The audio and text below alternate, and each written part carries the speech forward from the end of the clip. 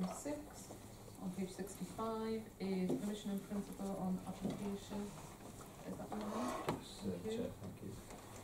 This report, I think, comes in light of the Town and Country Planning Permission in Principle Amendment Order, which comes into force on the 1st of June and relates to the new statutory duties to determine applications for permission in principle, which enable acceleration of small housing developments of 9 dwellings or fewer, with a view to increase diversification through development by small and medium-sized developers and builders.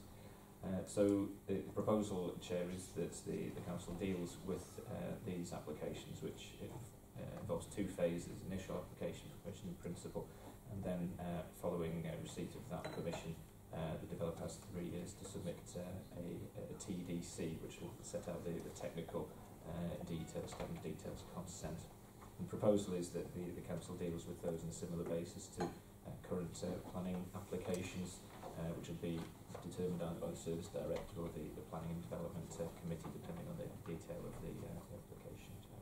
Thank you. Any questions, comments, John? Yeah, just a clarification.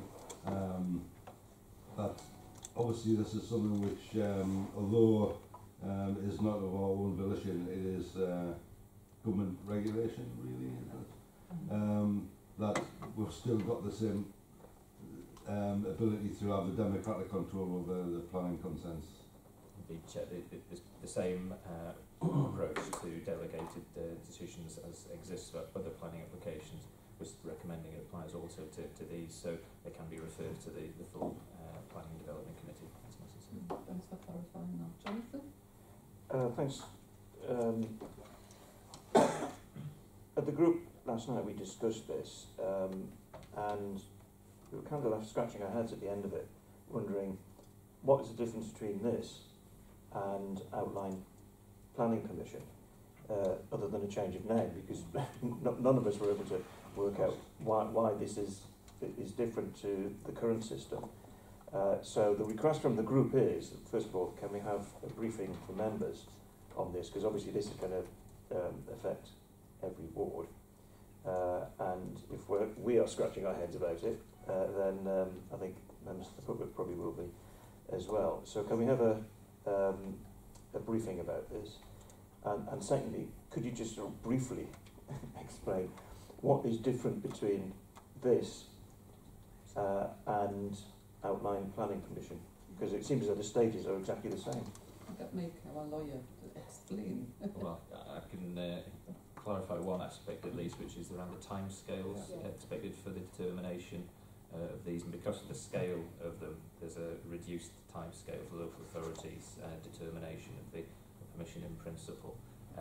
As for the other more detailed aspects, Liz is probably best placed to respond. I think the main difference is a while ago, planning applicant used to be able to get outline planning permission, and basically all you had to do was submit a plan with a red line round it and saying, I would like to have permission for housing on here.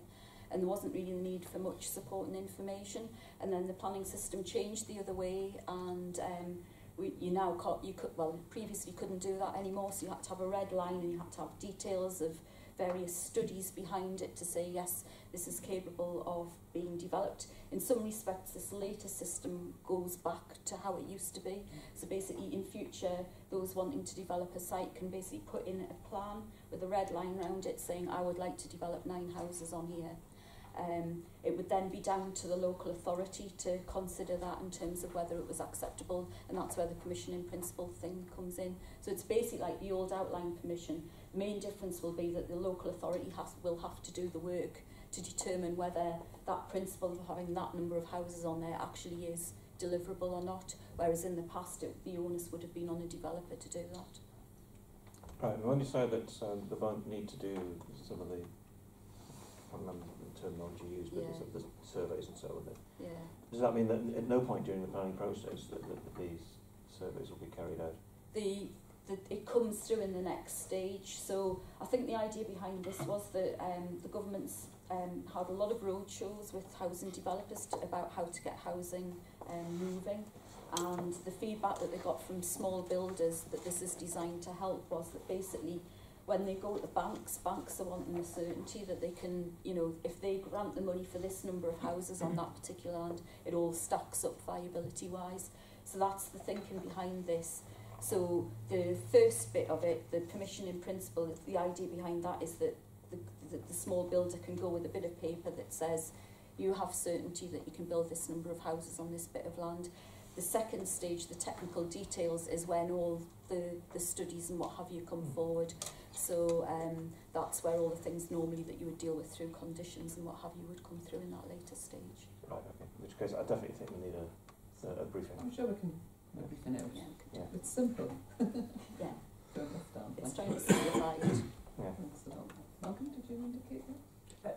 Yes, but I think Mike's actually clarified that the main issue, I think, for us is that the existing democratic guarantees that if a councillor wishes a matter to be considered by planning committee continue, it is unaffected by this. Excellent.